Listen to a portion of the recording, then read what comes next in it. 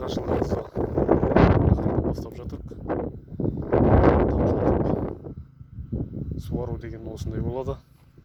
Білмейтін диқандарға, жаңадан бастап жатқан диқандар болса, соларға бір кішігірім видео түсіріп кетсем ба деген ниетім еді. Мынау шлангдарды тартып, моторды суды қосып көріп жатырмық.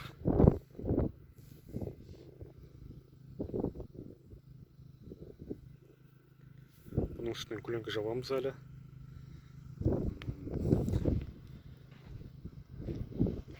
Кішкене жел болып, тартқан шлангдарымыз қисайып кішкене қисықтау тартып жатырмық желдің кесірінен.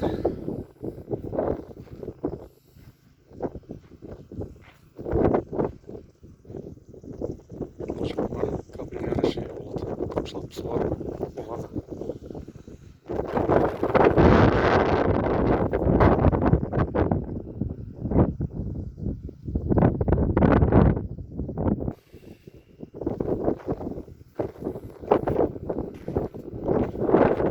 Бір сағаттан асып кетті.